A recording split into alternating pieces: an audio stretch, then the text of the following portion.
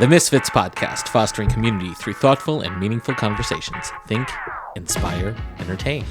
Shavua Tov, good vach. Welcome to the third episode of the Misfits Podcast. I am your moderator, Gabe Lewin, joined always by... With Gaster. And... Yitz. Today's episode is sponsored by Crystal Clear Occasions. Event planning done right. crystalclearoccasions.com. Follow on Instagram for more information.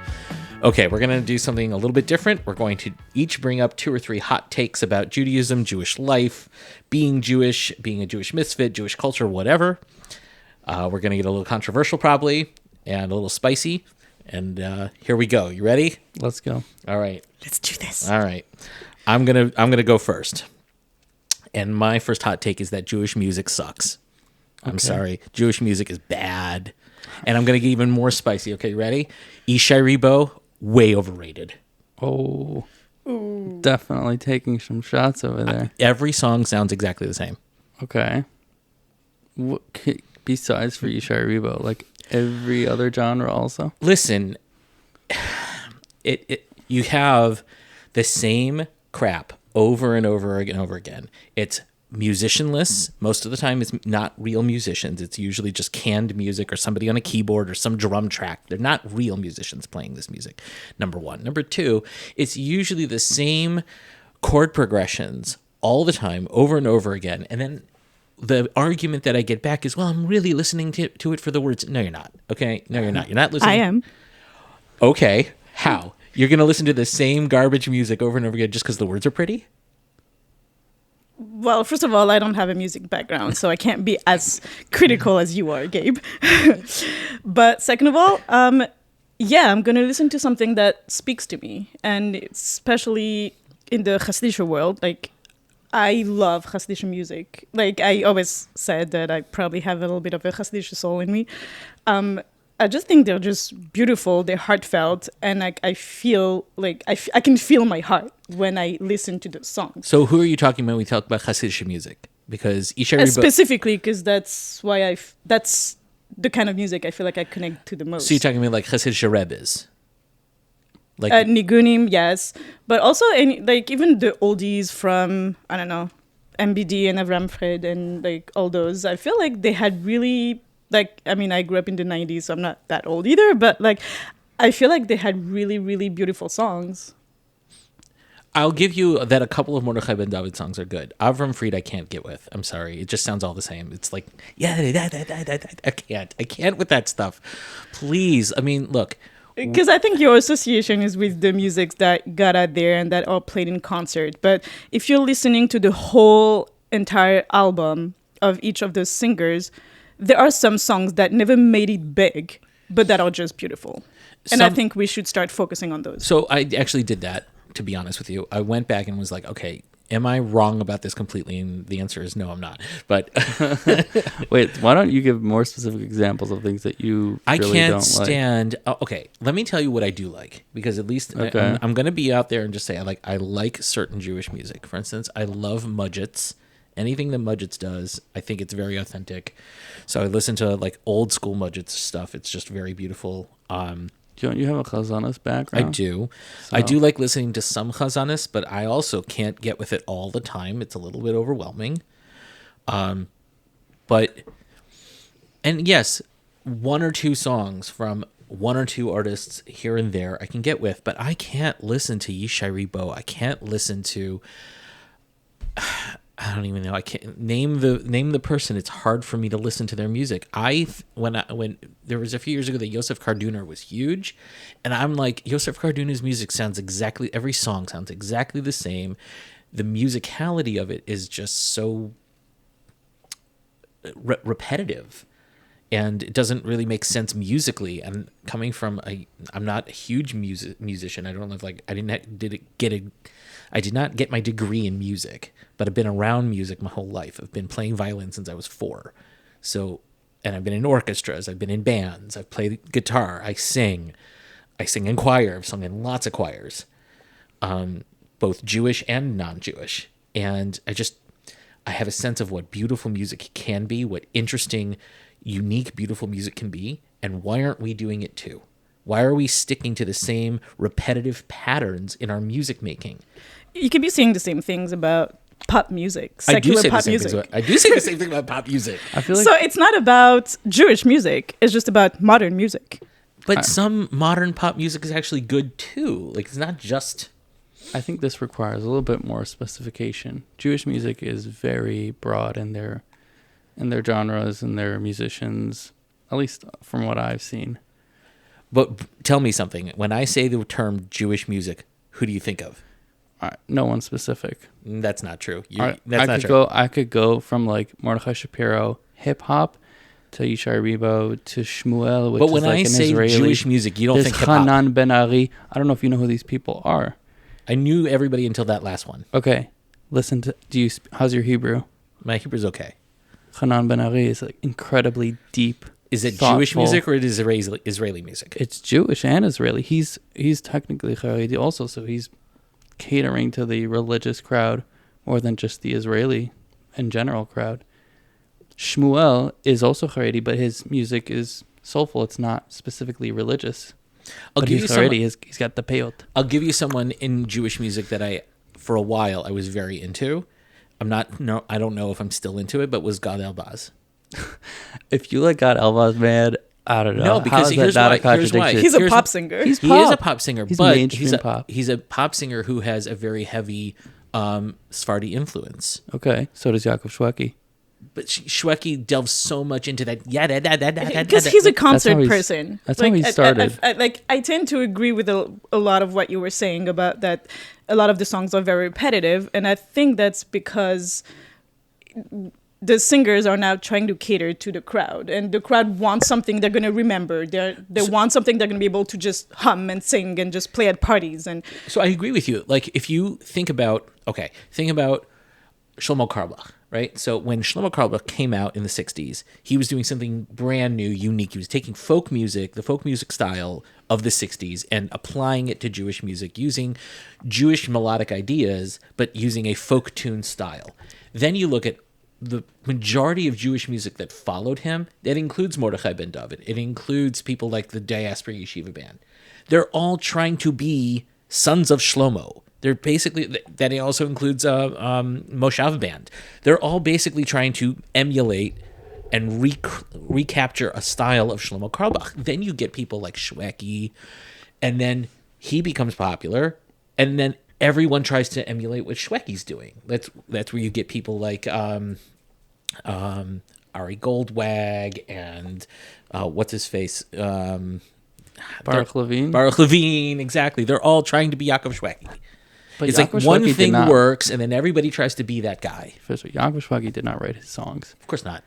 Baruch Levine made many of Yaakov Shweki's songs. And who wrote most of Yaakov Shweki's songs? what about A.B. Rottenberg?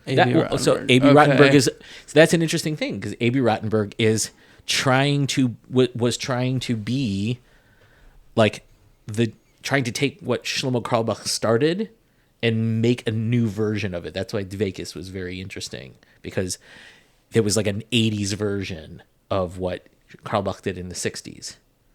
Okay, so hot take, Jewish music is bad. Now that we've brought up numerous artists, could you be more specific? I'm speaking more to the fact of when I walk into Shabzi's or when I walk into 7 Mile Market and I hear that god-awful music on the thing, I can't stand it. Like our community, our Jewish people, we are known as musicians. We have the greatest musicians of all time. You look at Jewish artists, Jewish composers. We are the best composers. We're the best artists. We're the best musicians. And all we can come up with is yada, yada, yada, yada. Come on. You mean you're not a Miami Boys Choir Oh fan? my gosh, no. Oh, crazy story though. Crazy story. I'm at school last year. This is in Dundalk, Maryland. Okay. And all of a sudden, we're in rehearsal, and all of a sudden I hear, "Oh, Yerushalayim, oh, Yerushalayim." And I come out of my office, and my students, who are not Jewish at all, these are white Dundalk kids, and they're all like jumping around like to this song. I'm like, what is happening? They're like, this song's a bop, Mr. Lewin. And I'm like, what is happening here? Apparently it was big on TikTok. Yeah, it went viral. There was a thing at some point. It went viral. It went like global. Yeah, that's weird. Now Miami Boys Choir is making money on TikTok. That's right. Only until January 19th, everybody. Okay, interesting. So, I don't Where know. am I wrong? Where am I wrong? Tell me why I'm wrong. I mean, in some ways, you're right. I don't think it's totally wrong. Many parts of Jewish music are kind of. Oh, sorry. I don't know if we might have to. We might have to beep that we might one. have to beep that. Sorry. This one gets an E rating, everybody. Just beep it out. But also, you got a lot of really incredibly talented, real musicians, real soul artists, writers, not just manufactured, like just for consumer market. Like, even Mordechai Shapiro, who is like a consumer like level, he's not a musician himself. He's a singer. He's being produced by people just to get his name out there. His stuff is selling. He's making concerts. He's a pop singer, but even some of his music is pretty good. Oh, and by the way, he's a really nice guy. I met him. Right. He's a very nice guy. And he's so popular with kids. That is one of the biggest demographics in let's say Jewish music. If you talk about selling music, kids are like a really high selling point. People need to entertain their kids. All those music videos that are coming out, a lot of them are targeted towards children. That's Jewish how I children. found out about him. My kids brought him up to me. I also think, like what you were saying, I also love a lot of the Hasidic music, and I also think that they have incredible production value as well.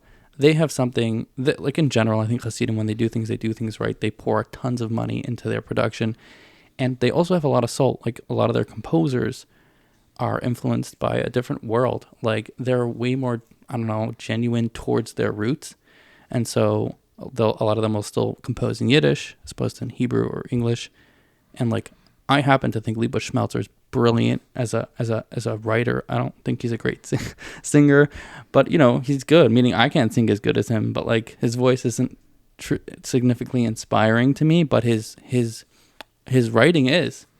I barely understand Yiddish, but like I know enough to know what's going on in some of his songs, and they're brilliant. Like he had a song that came out a few years ago called "Abaya V'Rava," and like I'm not religious. I've been out of yeshiva for like 6 years, and that song made me cry. It's so freaking Can you beautiful. translate for those of us who don't understand? What Abaya V'Rava? Abaya V'Rava To is Amarayim. Yeah, there were two the Amoraim, and he wrote a song about the beauty of Torah and how Abaya and Rava are like these two pillars of Torah in the world. And honestly, I don't remember half of what it means, but the way he sang about it was so beautiful, and it's just a gorgeous song. But you only understand it, I guess, if you've been in that world. But it's like any culture. If you would delve into the stories behind some of, Andrea Bocelli, like I don't speak Italian, but like if you learned what this little romance story that he's singing about is, it's probably beautiful. I think it's a similar thing for a lot of the Hasidic songs. Some of them are a little depressing. It's like holding on to a past that's broken, that's lost. But some of them are different. Like Abaya V'Rava is just he's basically romanticizing the beauty of Torah, which I fall for that. So, yeah, I mean, I think what it comes down to is that I need people, because I did not grow up with Jewish music. Okay, Yeah. I grew up in a home where the Jewish music that I grew up with was my parents singing like stuff from not necessarily the Orthodox world, but Jewish music from the non-Orthodox world. And so when I got into the Orthodox world, and I heard all this new Jewish music, and I was like, this stuff is garbage. But I didn't know any of it. So I actually had to have people recommend stuff to me. And now that Jewish music is so much more like accessible, so I'm going to ask a favor. Recommend, make me a playlist on Spotify if you want of to stuff that you think I should listen to. Like if you want to be, I was thinking about for my magazine to make an edition called About Jewish Music. And what my goal was going to be was to make an edition where we took some really, really deep and inspiring songs and translate them, if they were in Hebrew or in Yiddish or in another language, and translate them to English and do like a cover on the artist and some art about what the song is about. If there's a music video, put clips from the music video on the page. And I started putting together a playlist. And obviously my goal was to have a huge amount of diversity. So I have from Yiddish to Israeli to some of the upcoming like Orthodox female singers that are out there. There's this girl, do you know, slipping my mind. She's like a Hasidic girl, and she's not like Ricky Rose. Ricky Rose. She put out this song called Utamaran and Utamarois, which means like breathe in, breathe out. Is that the name of the song? I don't know if you remember. That I don't know. And it's just fascinating that a Hasidic girl puts out a song in Yiddish, and now we're in 2024, and it's her main audience is religious women. And I think that's fascinating. Or it's not even just religious women, it's the religious crowd. And it's in Yiddish. I think it's the first time we probably had that since probably the 1940s, when a female was creating Yiddish songs targeting the religious community, meaning there's still many female artists that sing in Yiddish, but they're targeting the secular crowd, the old school Yiddish speaking. But like, this is different. So I don't know. I think there's some fascinating evolutions in Jewish music that are happening every day. You know, this might be a good time to transition to one of your hot takes. So we're not going to talk about Christian music. I don't know any Christian music. Actually, not true. Not true. I probably know more Christmas music than most Christians do because of how much I sing in choir. I'm not talking about Christmas music. I think it was just like about Christian rock. Just Christian gospel, Christian, all those ministries that. You know, I don't know a lot of gospel music, but the gospel music that I have listened to is like very soulful. It's very, very soulful. And look, I sang in a madrigal choir in high school, which meant that I was singing 16th century, 17th century, 15th century music. And a lot of it is Christian music. And man, some of that stuff is gorgeous. Like the early music that I sang that was a cappella, you know, Christmas music and Christian music, like all in Latin. I don't know. Some of it's absolutely gorgeous, but I happen to think that we could learn a thing or two about Christian music.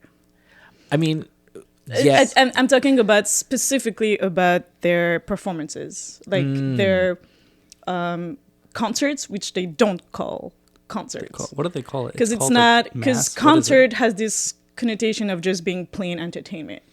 I think they call it ministries. Yeah. And I just love that it becomes a community and becomes the people singing together and praying together. It's lehavdil, like a giant kumsitz. It's way better. It's way better, exactly. Way better. Well, part of it is also that they're using instruments right in their church. It's like they go to a concert hall and it's like, I don't know if they call it mass. I'm just saying that. And yeah, like they're all praying together. It's like a huge. I don't think there's an equivalent. I know that in some Jewish, like in Israel, there are some concerts where people will sing together. The only thing I can think of is Eitan Katz. Oh, because he has like kumsitz. He has right. when he does those big ones, like I can feel it. But how many of those do we have? Well, because in shul it's hard because unless everybody knows that tune, the tune that you're singing. Like, if everybody in the shul knows the tune you're singing, then you might get the entire crowd singing. The hard part is that the tunes that everybody knows are the tunes that everybody sings. So every Shabbos, it ends up being like, if someone starts singing, you know, die, die, die, die, die, die, die, die, die, like, okay, this one again. Yeah, okay, fine. Oh, so should shuls have specific time during the week where we learn new songs? You know, this is not a bad idea. I've been criticized because I will get up at shul and I will start a new niggin that I really love, and sometimes it's one that I really love that I think everybody knows, because if I know it, and I don't like Jewish music, so if I've heard it, then you must have heard it too, right? And then I start singing, I'm like the only guy singing, and I'm like, huh. And then after shul, people are like, what was that song you were singing? And I'm like, it's actually really good. You should listen to it. It's really great. And then I'll be told, only do nigunim that people know. And it's like, well, then how do we learn new stuff? I mean, at these Christian concerts, they teach songs, but they have thousands of people there, and it's a concert. These are performers. They are trained and excellent and engaging in a crowd and teaching them a song. And some of the videos I'm sure you've seen, like I watched a few of these Christian concerts or whatever you call them, and they'll teach new songs live at a concert, but they'll teach them how to sing it. And they're like engaged in them, like, okay, guys, we're gonna do this verse. Ready? It's awesome. I'm a big fan. I mean, the video production on these things is incredible. It's like you cry a little bit. Amazing. I was just watching recently. He's a new one, so he's not one of the oldies, but Brenton Lake. I'm a big fan, and him and Phil Wickham, two Christian singers. They Talk about hot takes. We're talking about how much we like Christian music. Listen, you want a better hot take? Christian music saved me when I was in a really dark place. Be careful with the word saved. I do think we also need maybe some more like actual English songs. Because I feel like maybe not everybody understands Hebrew or Yiddish. And maybe like if it's in a language that you understand, you might connect to it better. Maybe. It also comes back to like the idea that most Jewish music is only single gender. What do you mean by that? It's all men. Like almost, I would say 90%, 99%, whatever. It's the majority of Jewish music that's being produced is being produced by male singers only. Okay. And I get the religious reasons for that, but like, Do you? I mean, I do. I get the religious reasons. I for don't. It. Okay, why not? Hot take from Rivka Esther. I don't really understand the reasoning behind the Kolisha thing, but not just the reasoning, but also that somehow we have found excuses in the modern world or whatever it is, and I just not sure I understand the rationale behind it. Elaborate just slightly. I feel like just the Kolisha, I think, is such a strong role in the religious world, but then like I don't know, like nowadays, and like there's especially with the Eurovision and like that song that just came out during the war, just suddenly like everybody knows about it. How'd that happen? I love that, by the way. I think I posted that on my Instagram, like when it happened. I was like, by the way, like if you were waiting to know when the religious world was going to throw a Kolisha out the window, like it already happened. Like everyone's listening to Kolisha at home, but like now all the websites, I don't know, Vus is nice. I don't want to call anyone out, whatever. But whatever. They are posting a video of a woman who is definitely not modestly dressed singing. So what happened? But she's not allowed in the magazines. That's what's important. Right.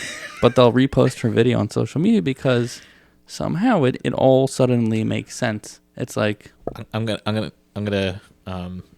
lie here. I haven't heard the song. Oh. I haven't heard the song. What's it called? October Rain?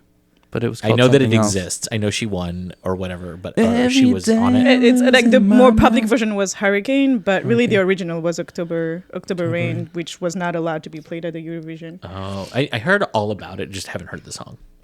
So, It's a beautiful song. It's about the war, so it is beautiful. So you think that the hypocrisy about Kolisha is just related to like Jewish singers, Jewish music, or is it everything?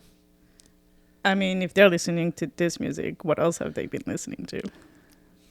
I think many parts of the From community listen to Kolisha for whatever their rationale is.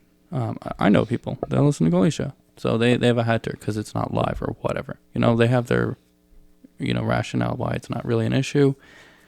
I think it's the kind of thing that's really like a cultural thing. Like, if you really want to pin it down to halacha, you could swing it however you want to swing it halachically. So if you decide that it's okay, then it's also halachically okay. Like there's room for wiggle. But I think it's going to be a cultural shift. Like it's coming back. Like female singers are making their Instagram pages public now. Like I don't know if we should name a bunch of like Orthodox female singers who have public Instagram pages where their Kol Isha is completely public to anyone, which by the way is a separate thing. Like I think there was also like a debate within the From world, this shift about women who are female singers who are catering. Let's say they really are only catering to females, right? To the Jewish Orthodox community, the women only. There was a debate whether or not they can make their music public, because then they are enabling or allowing men to listen to them sing. And So then what we're really talking about is if you are someone who is machmir, who's stringent about listening to women sing or not listening to women sing, whose mitzvah is it? Is it the mitzvah of the man to refrain, or is it the mitzvah of the woman to refrain from putting it out there? Exactly. I mean, this is something I'm guessing that goes with so many other halachot and especially tznius. Yeah. This sort of debate has, I think, held back some very, very talented women from having an impact in a field which is all of a sudden exploding with talented religious Orthodox women, and they're just not getting on the bandwagon for whatever reason because their rabbi told them that they shouldn't put themselves out there publicly. I had a potential client who we were going to help with her social media, but her social media was private, and I was like, maybe revisit this question with your rabbi. I don't want to tell you what's right or wrong, but like every other Orthodox singer who's really making it big, is their pages are public, their content is being shared. It's not being gatekept. And that's just how social media, that's how the world works. And like, I don't want to tell you what's moral, right or wrong, but like, I personally think it's the man. If you believe that it's a man's responsibility not to listen, then they're responsible. And I don't know. We don't have to get into that, but. I'm sorry to sidetrack. I know you said you had something else you wanted to say about Hanan Ben Ari. Right. So we're talking about Christian music before. Yeah. And I know that some. And Mukdamu Mocha, by the way. We keep jumping. Right. We're so from here. Also, little ADD, not gonna lie. Yeah. What? Little ADD here. Who, Just me? a little bit. All of us. ADHD. Oh, no, this conversation's not tracking anywhere, but the Christian concerts have this element where people are praying together. And a lot of the modern Jewish music is not really prayer. If it is, it's just adapting an older prayer. Mm-hmm. And so some songs are like it's a tehillim, it's a prayer. But a lot of the music that's becoming popular, it's a story, it's an experience, it's an expression, and they're not necessarily prayers towards God. But I was gonna say some of Hanan Ben Ari's songs are a prayer. He has a very popular song called Amen Al Yeladim, and it's such a huge popular song, and it's also a prayer. It's not, I don't know if it's directed towards God, but it definitely has like the elements of prayer. And his concerts are incredible, where people are singing together. And it's not just like they're singing the song. It's an expression of yearning, of hope, of desire. It's sort of like a prayer. And it's incredible, like, to hear the concerts of people singing together with him. And it's like, wow. I don't know. I mean, that's not exactly like the Christian concert, but it's very close. And he has other songs that are also similar like that. I mentioned him 3 times already. But there are other, like Akiva also, some of his songs are very powerful. I mean, these are more Israeli. I was going to make a distinction earlier between the American artists and the Israeli artists, but it's starting to overlap and spill over, and the influence. And I think Hasidim are also their own world. Oh, yeah. But yes, I agree. Yeah. So we don't necessarily have those concerts with like 20,000 people singing this magical prayer, and everybody's like, yeah, it's magical. Crazy. We need to bring this to the Jewish music world. Like, right. Yeah, I mean, because we have turned ours into like an actual concert, which is fine, but it's pure entertainment. But then who gets to come to that concert? Is it a concert that's available for men and women to go to, or is it only for men to go to? Like, I remember there being issues with a Shweki concert being available. Like, were women allowed to go? Were they going to have separate seating at the Shweki concert? We're going to have, Matisyahu also, before he became like the light version of Matisyahu.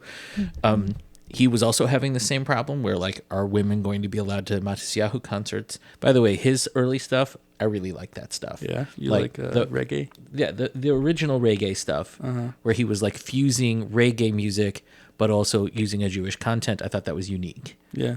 Now it's kind of just like fluffy pop stuff that I can't get with, but whatever. But I'm just asking, like, like if you want to have a 20,000 person concert where everybody's singing together, are we just going to be like only men, only women? This kind of you want to have both. Yeah. So what happens to segregation? Yeah. Well, screw the one gender only events. I think Judaism as a whole has basically moved there, but I think not even the far right, but the right, the conservative Orthodox world is still going to hold on to segregation, and I think they're going to evolve their music and their concerts to accommodate to that. Happens to be, I've heard, through friends, that there are female Orthodox religious artists that are making concerts and getting thousands of only women events to show up, and these are high level productions. They're making money. I was talking to someone, like I'm a little bit of like an entrepreneur, and analyzing the market for, let's say, Jewish music that's targeting the religious crowd, and then niche that market down just to women. Okay, now think about how much money could be in that market, and how much can you sell there? And it turns out there's like millions of dollars to be made in the female only religious Orthodox sub. It's like I don't believe it. And they're going around the U.S. I can't say the name. Somebody I've heard. And they're going around. They're making concerts. And they're making millions of dollars. And there's someone in Baltimore who runs a choir. She actually just started a podcast. I think we mentioned it the other time. Yael Bobat. She does like Sure as I am. Sure as I am choir. And I don't know how much money they're making, so I can't speak to that. But they're definitely making concerts, and hundreds of people are showing up. More than thousands are showing up. So there's a huge need for it. There's money to be made, and they can evolve. I don't think the segregation is necessarily limiting the financial and the talent opportunities for people to rise up and do something. Alas, it won't be a Christian concert, but it's something. Kind of on the same topic of where we've been going with a lot of these things, but my second hot take is that more Orthodox Jews should send their kids to public school. Okay, why is that? Well, first of all, Jewish day schools are not the be-all and end-all for everybody. They cannot accommodate every student. It's clear because so many Jewish day schools are turning kids away. And I'm not speaking, I am a public school teacher, but I started my career in public schools, but then I spent the next 7 or 8 years in private school education here in Baltimore doing Jewish day school. I've taught in 4 or 5 of them, so I know from which I speak. I've been on the inside. I know how the sausage is made.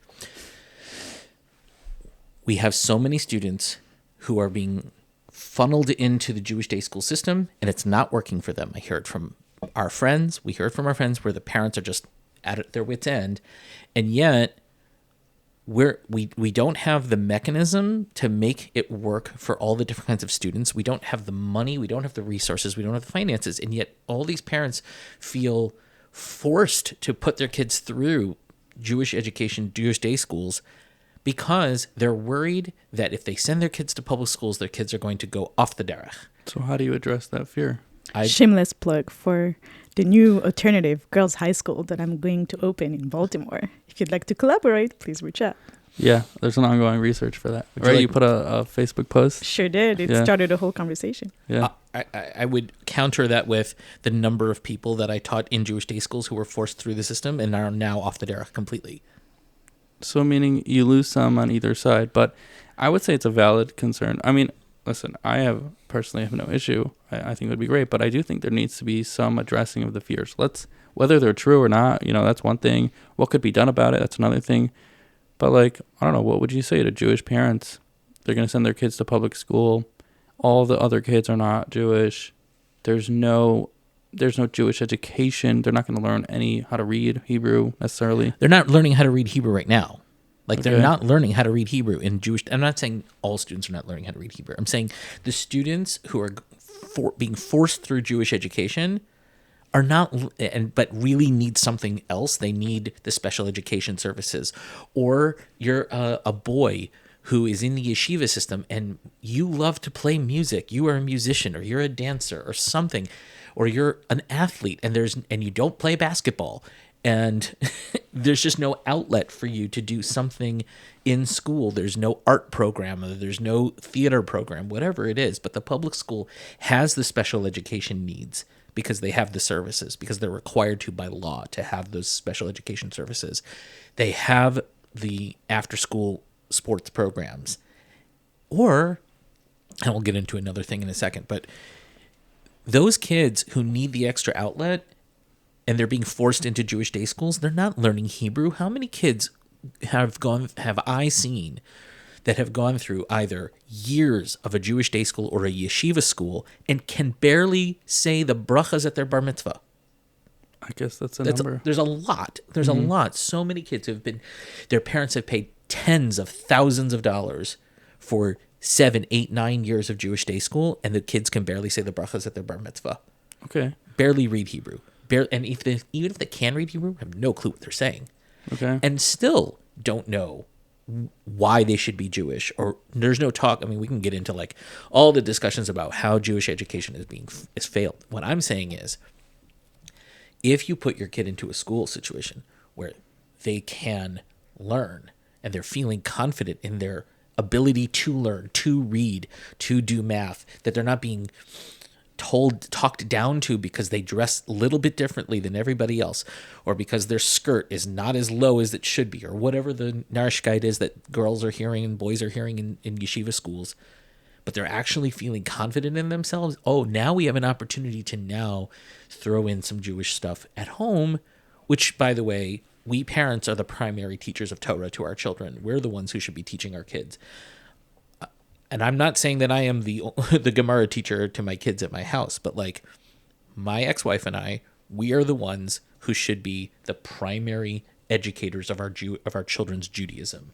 They should see in us what Judaism means. They should not be relying on the schools to teach my kids what Judaism means. The schools should be the supplement, and I should be the primary. I think to some extent, yeah. Meaning, I think on a cultural level, on a lifestyle level, I would agree with that. But I don't think just the way the world is that you have time to do what is called education. No, I don't think parents have time to educate children and give them history, reading. These are skills that take years to evolve and grow. I can't say I remember much from elementary school, but I'm sure it set the foundation for everything that I learned afterwards. Having the background in Chumash and Rashi, and like I guess that's a very limited perspective now that I've exposed myself to a way more academic way of looking at Judaism. But like even that is a foundation that you don't get by just having a Jewish home. No, but at the same time, my kid, and I'm speaking for my oldest son right now, but also his siblings, he learned to read in English, and we happened to have, because we're Balei Tshuva, we happened to have a lot of Jewish books in English, and he just poured through them. He went through the entire Little Midrash says by the time he was 6. Well, he's seen a lot of Rashis, because that's really just Rashi and Midrashim translated into English. And now that he's like getting the skills in school to read the Hebrew version, he's already I've seen that before. Like, why are we afraid of letting our kids be exposed? Like, I didn't sit down with a book and be like, let's learn that. He picked it up. I put it in front of him. He read it. Right. Like, there are, I don't know. Yeah, that's also a personality. I have 3 kids. I know some of my kids will be able to do that. Some of them will not, like, naturally pick up a book and actually learn it. That's one thing. But Sure. I think also the thing about public school, which I would totally hear the argument about the education part, but I think there's also a whole other component of social and peer pressure. Just being in an environment that's just different than what you're being taught either at home or in shul or in other places. I think it's just it's the main part of their day at the end of the day. Like, they're gonna spend 8 hours in school, and if you get enough Jewish kids to be around, then sure. But Right, like are there Jewish like cohorts or whatever within the public schools? Are there like groups of special activities? If you go to Pikesville Middle and Pikesville High School, then yes. What? There are Jewish kids and Orthodox kids in those schools. Are there any activities that how are comfortable unique? are they? It depends on the those child. kids? Obviously, it depends on the The kid. misfits in the public school. Well, right. So I've seen evidence, because I have friends who teach in these schools. You have teacher friends who've seen the kids in the schools, and they do see the kids. Usually, usually if you're sending your kid to public school, there's something that's been lacking in the private school system already. And so if the kid is going off the derech, they were off the derech before they got to the public school. You But can't call a kid going off the derech when they're in 3rd grade. Like, that's just not. That doesn't make that's not off. A kid who doesn't believe in God at 9 years old is a 9-year-old kid who just doesn't agree with what's being taught. I understand that, but like, if you're a 9-year-old kid and you don't believe in God anymore, and you don't want to do any of the Jewish stuff that your parents have set out for you, it wasn't because you went to public school that happened. That happened while you were in private school. Okay, I hear what you're saying, but also I think this is where I think I have like a different perspective on this whole Jewish school thing, and that is, to me, it's less about do you believe in God and do you believe Jewish is a real thing? Because to me, I also have my whole way of looking at it. It's obviously I don't look at it as a divine thing, but I think Jewish schools provide a Jewish education. That is not necessarily a religious education, but you're right. Most Jewish schools are religious oriented, and that everything revolves around the religious beliefs and the practices. And so good luck tearing those apart at an Orthodox school. I agree. But overall, a Jewish school, right? Let's say one that's less religious. I know, like you can't call BT like a not Orthodox. It's Orthodox in their ideology. But let's say someone like Kennedy Krieger Schachter, right? They're also they're almost Orthodox. I don't know exactly. A lot of their teachers are. Right? But like that's Jewish education. Yeah. And as a Jew, I want my kid to have a Jewish education. And I don't necessarily want them to have a religious education. I want them to know what the religious world does. So you like understand that it's like most of the Orthodox world, that's how they operate. Whether you want to do that or not, like fine, that's a different thing. But it's not just Orthodox people who want their kids to have a Jewish education. It's not just religious people that want their kids to have a Jewish education. It's Jews who want their kids, right? Israelis that come to America that were never religious. They were Chiloni. Where do they send their kids? To the Jewish school. They send their kids to the Jewish school. Not all of them, because I had Israelis at Owings Mills High School. Okay. But like many of them would be like, like they need to go to a Jewish school. But they need to understand what Judaism is. This is their people. This is what they've gone through. They should learn a little Hebrew, understand what it means. Even if it's not Zionistic, even it's just Jewish. Okay, but you're not addressing the problem that I've put out there, which is that a lot of the Jewish schools are not able to handle all of the needs of the Jewish community. And that's because education's expensive. I'm sorry to put it out there like that, but when we talk about, Baltimore City spends $15,000 per pupil, that is so expensive. Bro, that is not even close to what it costs to educate a child. It's more like $30,000 a child. When we see, and I'm not, another side point, which is that Jewish day schools are exorbitantly expensive and like beyond or exorbitantly expensive. It's very, very, very expensive. But at the same time, a school that charges $28,000 a year to educate a child, they're actually charging you what it costs. Like that's what it costs. But without tens of thousands of students in your flow, we don't have tens of thousands of students in our Jewish day school system. You can't offer all of the things that need to be offered to meet the needs of all of the kids. So we're losing a lot of kids through the cracks. And what I'm really advocating for is that we need to destigmatize the idea of kids who are in from families, in from households, being sent to public school. Like all of a sudden, you send your kid to public school, they're written off. Maybe not. I think it's not impossible that something like that could happen, but in order for that to happen, there has to be work that's going to show, work done that makes people feel comfortable. It's like before people started going to get Starbucks, there had to be like a strong foundation that you can get Starbucks. It's kosher without a hechsher type of thing. Until that becomes a known thing that's accepted, that's not going to change. So, like the equivalent of putting a hechsher on a public school, I'm just saying that just to wrap your head around the idea. But there's going to have to be something done to normalize the idea that a religious Orthodox kid could go to public school. And it's a safe place for them to be, not like they're going to get hurt, but like religiously that they'll be okay. There's resources for them. Lots of other kids are going there. It's actually convenient. There's benefits to it. They're getting the resources not as like you're in a non-Jewish school. Your kids are less tuition. Yeah, meaning like. Did your parents go to Jewish day school? Yeah. In Detroit? My father actually grew up in Baltimore. He grew up in Baltimore? Yeah. So he went to TA? He went to TA. Okay. What about your parents? Did they or it wasn't called TA then, but yeah. Both my parents are Baalei Teshuva in their late 30s, 40s. So my parents, neither one of them went to Jewish day school because they didn't exist. My parents are probably older than both of yours, but my parents are in their 70s. And when my parents were in school in the 50s and early 60s, there was no Jewish day school in East Chicago, Indiana, and in Cincinnati, Ohio. They didn't exist. So what did my parents do? They went to public school, and then they went to cheder in the afternoon. Like they had cheder when they were little kids, because that's what it used to be. It used to be that you would go to your public school, and in the afternoon, I don't know if it was every single day of the week, but maybe 3 or 4 times a week, they went to the shul and they had cheder where they learned basic Judaism at the cheder. Neither of my parents are Orthodox, but they are very knowledgeable Jews.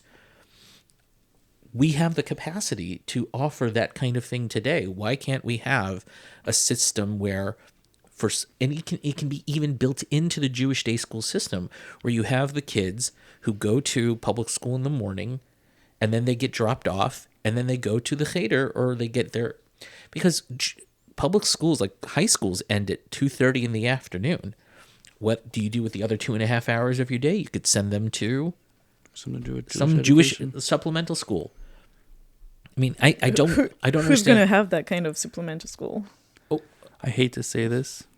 Chabad. No, don't do it, Chabad. Somebody else do it, please. Somebody else should do it. But Chabad is a great answer, because they could, know, but like, they could and would. They would, which is terrible. Okay, we'll get into that another topic. It's not terrible that they could or that they would. What's terrible is that no one else will. Right. I think that's the sad part, that there's no other establishment in Judaism that has that sort of value. That's willing to go and do the legwork. Right, to do that work. I still have hope that we can have a Jewish school that has it all. It's hard. It's really, really hard. There's no really perfect Jewish day school. No, just like there's no perfect public school either. No. I mean, there's a few really, really good public schools out there, oh my gosh, with money coming out their ears. Does that make them perfect? No. It means no. they're staffed well, well run. Exactly. Like, okay, so we'll have to go on a tour of those schools and see what they're doing right. Well, I mean, even here in Baltimore, I would say that the public school system here pales in comparison to some of the public schools that I've seen in the Midwest. It's really weird. I mean, I'm sure you have examples of this from your growing up, maybe, I don't know, but like, I knew that in Grosse Pointe, there was a public school in Grosse Pointe, Michigan, that always came down for competitions. When it came to like show choir competitions, they were always the best. The high school I went to was really good for a long time. It's now kind of like down a little bit, but we're talking about a school that had 10 choirs, 3 orchestras, 5 bands, a JV, varsity, and freshman football team, as well as every other sport you could possibly imagine, every single after-school activity you could possibly imagine, and the highest academics, because they were international baccalaureate also, with all the APs and everything. It also had a lot of garbage too, but it also had like a whole separate building that was just for vocational education. Like, they had a pre-dentistry program. They had a radio and TV program. They had, shop and metalwork and everything like that. Okay, I have a hot take. Okay, go for it. Just what you're saying is going to think about it. We're going to need a whole episode on Jewish education. This is very much under Jewish education. I think there's, like historically, there's been like a shift where Jewish women, religious women, were not going to college, and now they are, and it's been very mainstreamed. Every single Jewish girl gets a college degree now. Not every Jewish boy does, though. Right, that's a different story. But let's just take this for a second and run with it. That shift happened, and now it's like the norm. And now and in fact, it doesn't have to be a Jewish college. It could be your local community college. It could be Harvard. It could be Columbia. Anything. And it's normal. And it's not just for women, for men as well. I think there's a little bit of pushback, but it's for men and Orthodox men as well are all going. There's no one who wants to go to med school and somebody says, no, don't go to med school. It's not Jewish. Of course, every Jewish, even the religious people, you got to go to the best med school, Harvard, Columbia, Johns Hopkins. I think if that sort of normalization occurred on an elementary or a high school level, then you would see a similar thing. But here's where I was going to take it to another level. Hasidim, in general, when they want to do something, they'll do it right. They'll do it really well. I think the reason why they haven't done something like making a college like Landers or YU, why haven't they done something like that? It's because they don't value it. That's a different debate.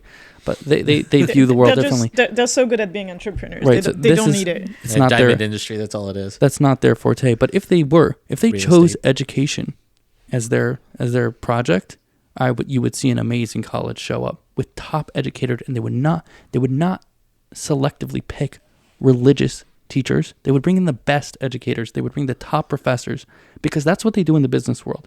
If you look at the way the Hasidic business is run, they will bring in consultants from the top companies. They don't care if they're Jewish. You're the best person to do the job. You're the best construction company. You're the best contractor. You're the best insurance company. We'll find you and we will seek you out and put you at the top. And we will pay you the best money out there. And they will fundraise and they will get all the money they need to make an amazing system. Like that sort of mindset. If there was someone in the Jewish community that wanted to make education a project, and that's what a lot of these schools are trying to do, and every yeshiva is trying to do that, but I think that it's not as creative and as resourceful as, let's say, the Hasidim are in their business entrepreneurial projects. But if someone took it as seriously as that, and they would bring in the top educators and top professors, there would not be a single teacher there who didn't have a master's in education. And right now, I can't say that's true in the Jewish world. So I'm going to save my my hot takes on Jewish educators for another time. All right, I'll can I throw out my last one? Sure. All right, I'm going to throw out my last one. I'm going to save mine for next time. All right, I'm going to throw out my last one because I got to say this. Okay, Orthodox Jews, you're the worst drivers. I'm sorry, but you are. Learn how to freaking drive. Okay, 7 Mile Market, the parking lot, that is some... If you are 16 years old, okay? If you're a 16-year-old girl or boy, doesn't matter, I'm not genderizing here. If you are under the age of 25, you are not allowed to drive a 15-passenger van. That is not allowed. You should have a separate driver's license. That should be like one of those truck driver's licenses. CDL. Look, how many times have I been in our neighborhood, people parking on the wrong side of the street, people passing when they're not... Some of the most inane driving happens in our neighborhood. And that's in Baltimore. That's not even New York or No, Israel. We're not getting to New York and Israel yet. I'm talking about here in this neighborhood. Orthodox Jews, we got to take this seriously, man. I'm losing it here. Get off your phone. Get off your phone. That's what it is. That's. Get off your unkosher phone that you shouldn't be having anyway. Oh. By the way, it was the unkosher phones that are causing more accidents than the... Okay. Okay, we'll talk about this more next time. Thank you, everyone, for listening and for joining us. Please like and follow us on Instagram at the Jewish Misfits Podcast. Same with our Facebook page, TikTok page, and we now have a very supportive WhatsApp group. Vibrant, and growing I community. love how the community is growing. And like we said, it's not just a podcast; it's a Community. Wait, could we do that again? It's not just a podcast, it's a Community. You not can cheesy at all. also like and subscribe to our YouTube channel so you can watch the podcast. Please make sure to give us a 5-star rating. Smash that like and subscribe button. And if you'd like to leave a comment, send us an email, themisfitspodcast2024@gmail.com.